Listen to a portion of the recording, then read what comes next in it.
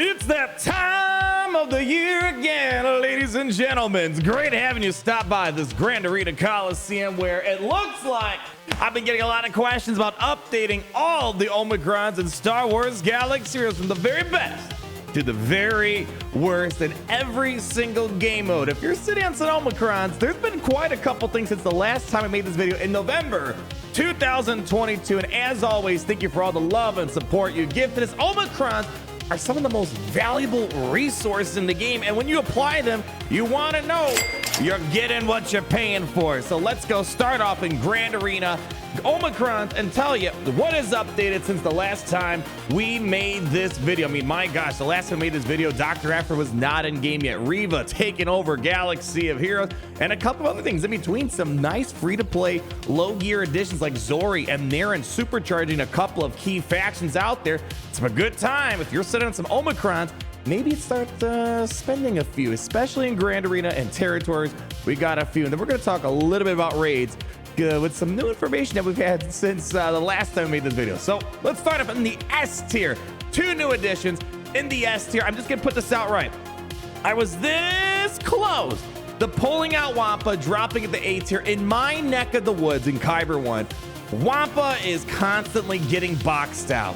If you're in lower divisions, you're going to get a lot of use out of Wampa, hence why I decided to keep Wampa, because most players, you're going to get a lot more bang per buck. And I have a feeling there's going to be something in Grand Arena that's going to make Wampa a bit more enjoyable, even for players like myself. But the two new additions on this list, Dr. Aphra, as well as Riva. With Dr. Aphra, we got to throw that leadership Omicron. Generally, when we get these new characters, especially those mini galactic legends, things like, for example, Riva, as well as Dr. Aphra, we need to throw on their Omicrons that supercharge them, because without those Omicrons, you're not going to get that much bang per buck. So on that leadership ability on Suspended Doctorate, this Grand Arena Omicron here is going to allow her to basically turn on lots of extra speed, critical avoidance, extra potency. Potency is huge and important on the Dr. Aphra team, and probably also more important, it turns this into kind of like an Emperor Palpatine lineup, where anytime a dark side droid or scoundrel is inflicting a debuff, they're getting 10% turn. So kind of turning scoundrels into an Emperor Palpatine-like faction. So the funny thing about Dr. Aphra, I was actually kind of close not even putting into S tier, even though it's a great Omicron. She does fantastic. Even without any Omicrons, she can beat, for example, Jabba the Hutt without even any Omicrons or Datacrons on her. But nonetheless, if you're going for Dr. Aphra, you probably would at least want to throw one or two. You worked a lot of months to get her. Let's put this on the list as S tier. Riva, also new to this list. Do we even need to talk much about Riva? In case you're living in a cave on Tatooine, let me remind you, Riva, not something grand majority, 98+% of people have to deal with, but for those 2% of folks, Riva is the new Galactic Legend to block. Some would argue the best Galactic Legend, even though she's not even a Galactic Legend. And you don't even need the Omicrons. You can full auto Galactic Legends even without the Omicrons on this baby. But the Omicron here adds the death mark. Getting an undispellable death mark. Uncleansable death mark. Unpreventable death mark. It's absolutely nuts. Think of the thing that made Darth Revan cool is he can do death mark on the lead. Now imagine if he could do it on everyone. Is there really much more to say about this S tier Omicron for Grand Arena? It's basically the one team that can't really find any non-GL counters now that Traya got nerfed against it. Funny how that stuff works. So that summarizes our S tier Omicrons we have in the list. The A tier has a lot more interesting stuff going on than the S tier. So we shrunk things down because there's a lot of extra Omicrons in there. We're probably going to start doing a text-based list next time. We have to wait and see because it's going to get a little too cluttered over time, I think. Or we can make... Anyways, yeah, who cares about how I want to go about these graphics? What I want to talk about are the new additions ranging from the Dr. Aphra, Naren, Zori, as well as the Tusken Chieftain. And then we have things like the Third Sister, Rasir Junda, and I also bumped up Hondo a little bit. But let's keep our conversation going on Dr. Aphra. If you want to, again, build on top of the Dr. Aphra you have, I would go for Rogue Archaeology as the next Omicron on her. You're going to be able to do bonus damage equal to 50% of her potency. And on top of that, you can inflict buff immunity and stagger on the enemy, healing immunity. Why wouldn't you want all that stuff? It's a nice added addition. I don't think you need it, but again, it's a nice extra set of bonuses to get on top of Dr. Aphra. And of course, you also have the Droid Savant. her other unique ability that has an Omicron here. This allows you to basically get the damage immunity, which is probably the most important part about her kit. And I guess the ability block and healing immunity is also something that they're immune to, but it's that damage immunity. This is a glass cannon team. And if you want to make sure you're surviving as long as possible, you kind of want to have that Omicron on it. But again, she's a very useful team, even outside of Grand Arena. So you don't need it, but it's still very nice to have. Nonetheless, Marin, new to our list here, is supercharging Night Sisters to a whole new level. Some would say even replacing Night Sister Zombie if you have her gear tool. I don't know if I can go that far, but it kind of seems like that. Nonetheless, on your unique ability, last of the Night Sisters, whenever a Night Sister ally is defeated or revived, Marin gains 100% Terminator. And remember, she has like no speed, and she only gets Terminator gains in select instances. But when she does get Terminator, it's really good. And when she starts her turn, extra plague she's applying on the enemy. Again, every single time a Night Sister ally is defeated or being revived, and that's like all the time, Night Sister, Zombie, whatever the case might be, boom, taking turns. You're gonna basically, like, I wanna say triple the amount of play you're gonna put on the opposing team. Great Omicron, don't mess around with it. Zari, one Omicron, it's kind of another one of those where I don't think you need it. She does amazing even without the Omicron on the Resistance team, but it kind of, it's doubling something that's already amazing. With Zori's Omicron, she's applying extra expose when she's starting to turn. And if you're doing that, you keep the resistance train. So again, if you want to capitalize on what I call the best free-to-play non-legendary team in the game with the resistance, Finn Zeta lead, Zori, throw it on. It makes things so much easier. It's kind of doing something like, I guess, Night Sister Marin. More plague for Marin, more exposes for Zori. Why wouldn't you want to double down on that? Let's go now. Talk about the Tusken Chieftain. Tuskens have been getting a lot of interesting stuff going on right now. This Omicron right here, it's a 3v3 Omicron. Unfortunately, let's not start this conversation.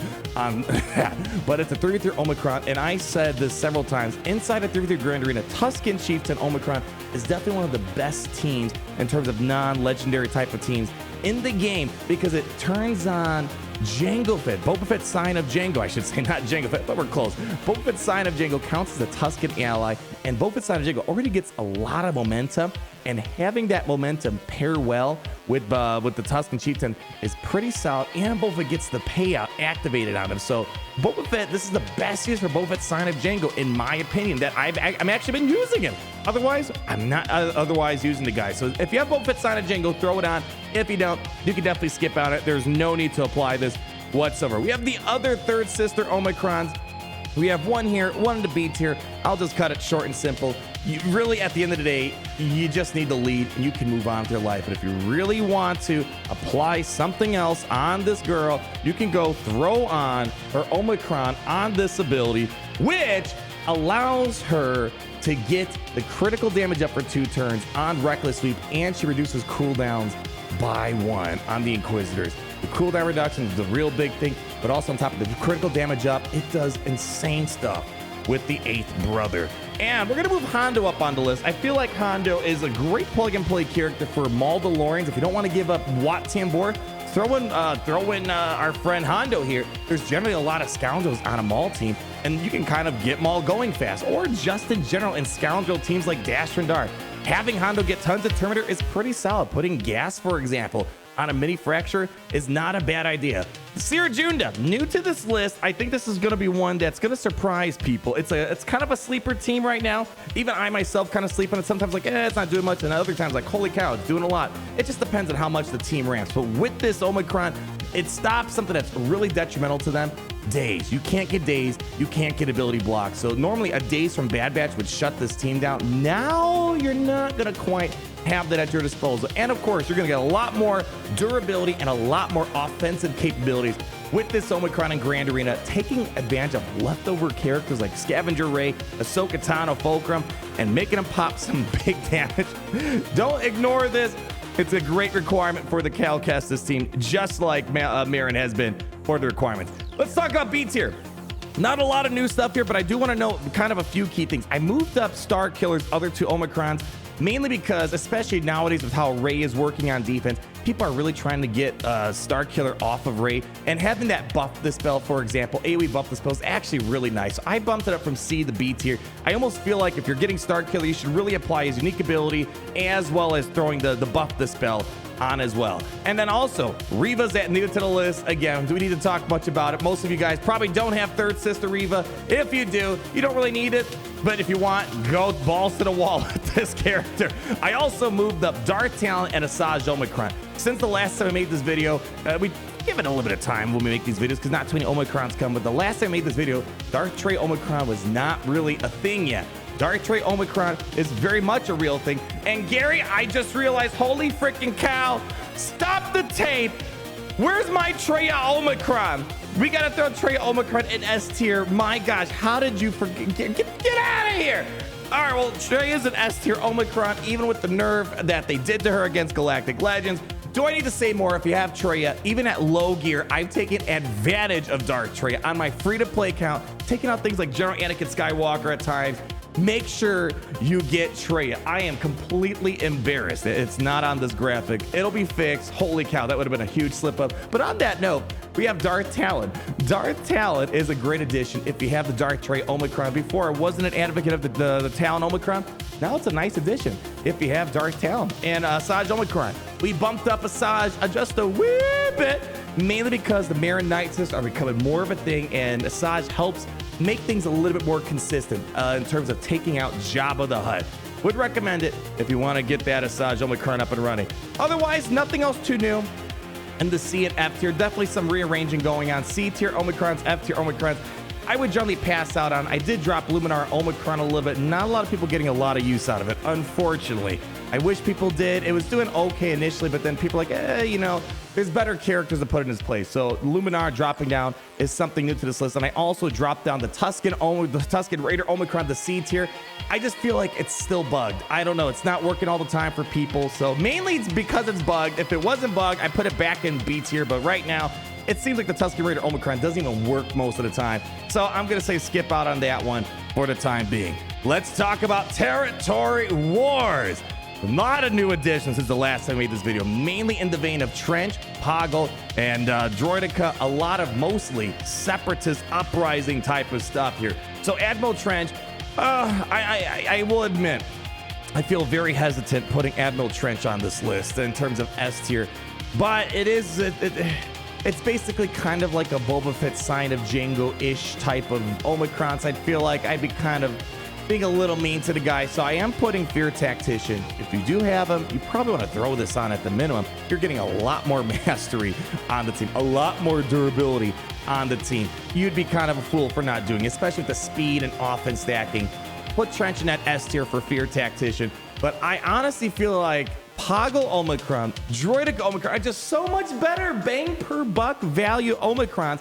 Free to play Omicrons too. Poggle and Droidic have shot up the list in their short amount of time with their Omicron as some of the most popular Omicrons, and rightfully so. It's a team that a lot of people have, especially a lot of newbies, free to play folks have, and it just transforms a lot of these teams, especially these low gear Geonosians. It's to the point where CG had to nerf Poggle.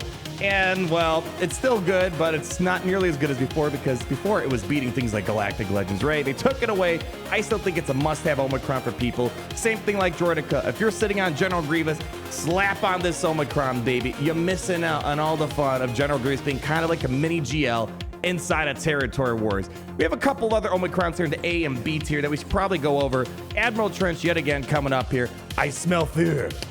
And it smells good. Another ability that he has, that's good. It's good. It gives extra speed on here. Also, extra ways of recovering health. Gets a lot of tenacity up and stuff like that. And, you know, reducing critical damage on the opposing team. I just haven't been so hot on Admiral Trench. Again, maybe it's because Territories doesn't come out nearly as often as Grand Arena. I'm hoping in the next couple Territory Wars, I get a little bit more impressed. But so far, my guild nor myself hasn't been really too hot on this guy, but it's still a decent Omicron, at least on paper, and it beats things like General Grievous, which is nice because, again, it's a very solid team. Sana Staros. Fun fact, most don't even remember that Sana Staros has a Territory Omicron. You don't really need it. It's nice to have, I suppose. I don't have it. I've been kind of eyeballing Sana Staros for a little bit here for territories, but it's territories, so I'm not as inclined to do it. But mainly here, you're going to get the pre-taunt on the tanks, which is great. And also you're starting off with tenacity up on Rebel Scoundrels and Sana. And on top of that, the target lock can't be resisted. And you're also dispelling all buffs on all enemies and inflicting healing immunity. That's a lot of stuff right there. It's kind of one of those decent ones that even my guild kind of wish some more people have, but they're not like mandating it. It's nice. Another nice one here is going to be Calcastus. Not a lot of people investing into it right now, but basically it allows you to use Ahsoka Tano Fulcrum's Omicron, which is bonkers, a must-have in territories, the Wampa of territory wars, but using it now in a 5v5. So I guess basically Cal turns Ahsoka into a Savage, where Savage can be used in a full team of 5 without any hindrances whatsoever. We're not seeing a lot of people engage in Calcastus Omicron yet. I think more are going to invest in him as time goes on, and more people get Ahsoka, more people get Calcastus for the eventual Survivor Calcastus or Jedi Knight Calcastus. I think it's going to be a sleeper Omicron. Not a lot of people go into it, but it makes sense. It's a little too early to tell. 2 more Omicrons on this list. We have the other Admiral Trench, basic ability, which, you know, I don't really think there's a big reason to get it. I am hoping my guild does not make me put it on, because I'd much rather invest in other stuff on unfinished business. Admiral Trench's basic ability, you know, you get ability block on the target, which is nice. You reduce the critical damage, you remove some turn meter, and, you know, you recover 30% health protection. It's nice, especially when Admiral Trench is getting a lot of teams. I don't think it's necessary. The lead and the unique ability are probably what you want. This is definitely a little bit more luxury. And then we have Tusken Warrior. The thing about Tuskens right now, I feel like they're fantastic, even without the Omicrons. Tusken Warrior, with the Centuries of Tradition, basically allows herself to constantly cleanse herself anytime she gets 15 stacks momentum, which is very easy. She can reset the cooldowns of finishing strikes, and she gets bonus turns, so getting a lot more turns out there. And when she removes all stacks momentum, so basically she keeps trying to get all these extra turns in for the Tuskens, constantly doing buff dispels. The thing is, though, the team works pretty well already without us. I don't think there's a big need to have it. It's not like doing anything that much more for the team that fundamentally changed the Tuskens. It's just a very luxury type of Omicron. I personally would invest it, and I'm a pretty big advocate for what Tuskens are doing right now. Crazy stuff that they're going to do. And since the last time we made this video, we have no additional territory battles or conquest raid type of Omicron. So no changes in that department. A little bit surprising. We know Jedi Knight Calcastus will probably be the next addition to the territory battle list. We'll see if we apply any of them. Right now, I have zero incentive to apply any territory battle Omicrons. I feel like if you just farm the good teams in the game, you're kind of already taking care of for territory battles, and there's really no need to get shorty Omicron. Kind of surprised. There were some folks out there who have the shorty Omicron. In case you're curious, 4,793 people have the shorty Omicron. I hope you're getting use out of it.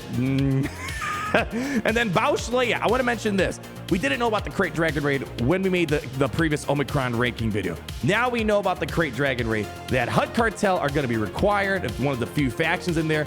This might be an Omicron that's useful.